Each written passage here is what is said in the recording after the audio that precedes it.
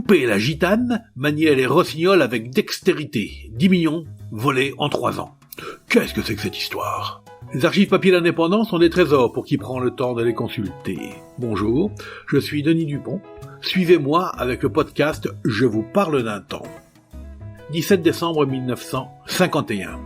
Paris. Nul ne saurait dire combien de vols ont été commis depuis l'âge de 15 ans par Victorine M, dite Poupée la gitane, originaire de Saint-Ouen, qui, à 26 ans, titulaire de 3 condamnations, assure par des procédés contestables la vie de Pierre Voix, son amant âgé de 30 ans, par ailleurs 4 fois condamné, de ses 4 enfants et de son valet de chambre. Or, les inspecteurs ont constaté que Poupée la gitane menait grand train. Appartement luxueux dans la rue Saint-Benoît, villa en Seine-et-Oise, voiture de 24 chevaux, sans compter les séjours sur la Côte d'Azur.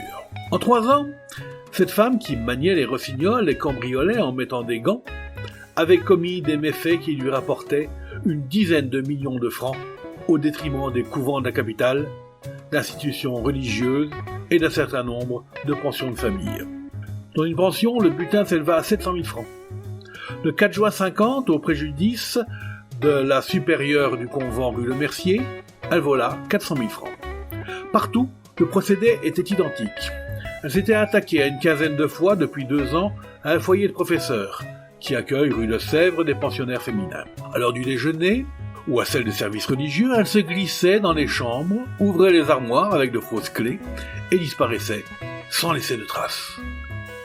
Le 14 décembre dernier, elle descendit au restaurant du sous-sol et sortit par la cour avec les pensionnaires.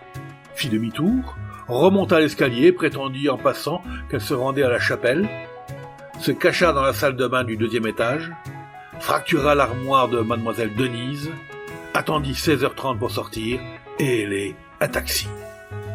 Interpellée, elle se prétendit négociante en fleurs, mais, dans son sac, les inspecteurs saisirent une liasse de 20 000 francs provenant de ce vol, mais aussi un trousseau de fausses clés, un tube d'aspirine qui lui permettait de simuler une migraine quand elle désirait se faire prêter une chambre au rez-de-chaussée et fuir par la fenêtre à son heure. C'était « Je vous parle d'un temps », un podcast produit par l'Indépendant, proposé par Denis Dupont, à retrouver ici même chaque semaine. Retrouvez cette émission et toutes nos productions sur Radio Indep et en podcast sur l'indépendant.fr, nos réseaux sociaux et votre plateforme de streaming favorite.